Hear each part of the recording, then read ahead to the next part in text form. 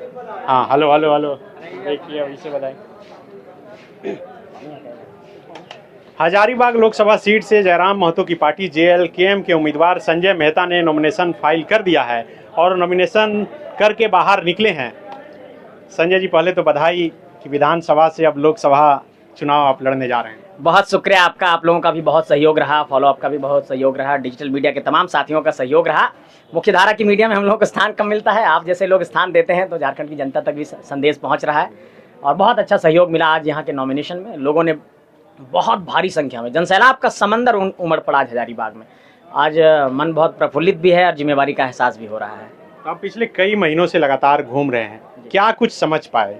कहीं आप हैं बीच में कि दो लोग ही लड़ रहे हैं? देखिए, जनता के जो पूरे जनसैलाब में आपने आज देखा होगा जो उत्साह, वो कोई स्क्रिप्टेड नहीं था, कोई प्लान्ड नहीं था, कुछ सिखाया गया हो, पढ़ाया गया हो, नारा लगाइएगा, जिंदाबाद करिएगा, ऐसे करिएगा, ऐसा कुछ नहीं, सब स्वतः स्फूर्त था। मतलब इतनी भीड़ जो जुटी आपकी नॉमिनेशन में, किसी को पैसा देकर नहीं बुलाया? मैं आपको बता रहा हूँ कि पानी का बोतल भी हम लोग खरीद नहीं पाए हैं।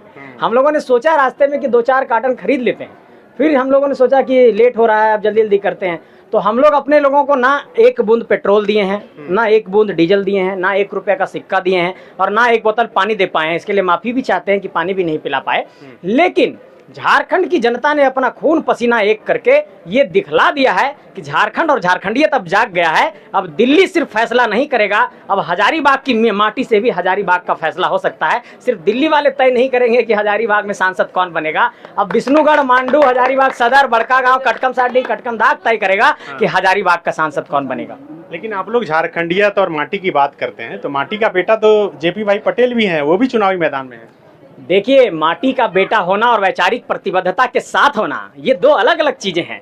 हम लोगों ने अपनी वैचारिक प्रतिबद्धता दिखाई है कि झारखंड के लिए हम लोग मरना मंजूर करेंगे, शहादत देना मंजूर करेंगे, लेकिन समझौता मंजूर नहीं होगा।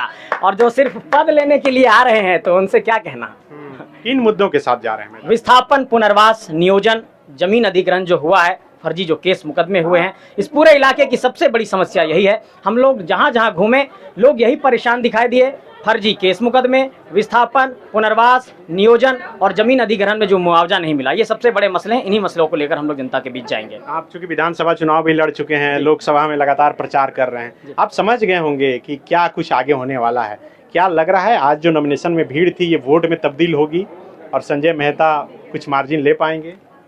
बहुत अप्रत्याशित परिणाम होने जा रहा है, ऐतिहासिक परिणाम होने जा रहा है। जीत को लेकर बिल्कुल आश्वस्त हूं, लेकिन एक बात साफ तौर पर यह कहना चाहता हूं कि ये जीत संजय मेहता की जीत नहीं होगी। मेरी अपनी कोई बहुत बड़ी ऐसी भूमिका नहीं है इसमें। आम लोगों की भूमिका, एक एक गांव घर के लोग, हमारे चाचा चाची, दीदी भाई बहन, उनकी भूमिका है कि आज अगर हम लोगों का पूरा संगठन इतना बड़ा हुआ है तो गांव घर के लोगों ने साथ दिया है और वैचारिक तौर पर लोग समृद्ध हुए हैं। झारखंड के लोगों की जो राजनीतिक चेतना है वो बहुत समृद्ध हुई है। दक्षिण के राज्यों को देखिए, अपने स्थानीय मसलों पर बहुत मुखर हैं। बंगाल को देखिए, स्थानीय मसलों पर बहुत मुखर हैं।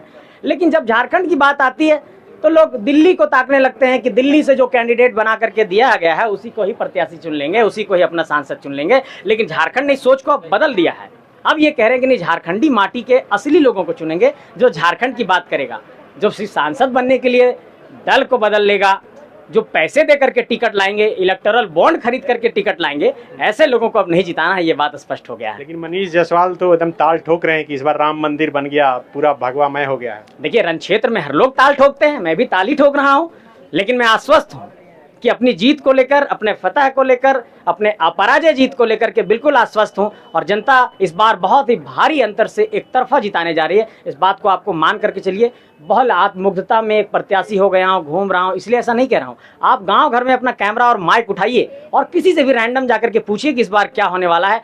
आपका कैमरा, आपका माइक जवाब दे देगा, मैं कुछ नहीं कहूँगा। तो ये लोग बोल रहे हैं, आपके जो विरोधी हैं, कि वोट कटवा है ये लोग, किसी का बी टीम है, तो किसका बी टीम है आप लोग? देखिए, मैंने आज तक किसी पर कोई व्यक्तिगत टिप्पणी नहीं की। और अगर कोई ये कह रहे हैं कि कोई वोट कटवा है तो 20 जून की तारीख को EVM में जो एक एक नीली स्याही लगा करके बटन लोग दबाएंगे, वो झारखंड और झारखंडियत के नाम पर जाएगा।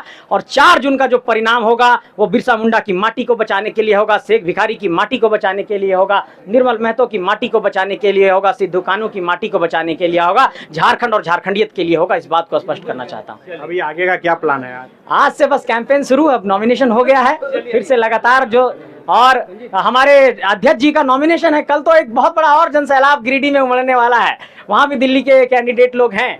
तो इसलिए मैं कहना चाहता हूं कि मतलब एनडीए और इंडिया अलायंस की मैं बात कर रहा हूं, तो वहां भी है, लेकिन वहां भी हमारे अध्यक्ष जी ने हार और सब कुछ कंपा दिया है, सबका पैर हाथ। ठीक है, थैंक यू, शुक्रिया। हो गया, रुको रुको मुझे। चलिए जयराम जी का कर लेते हैं।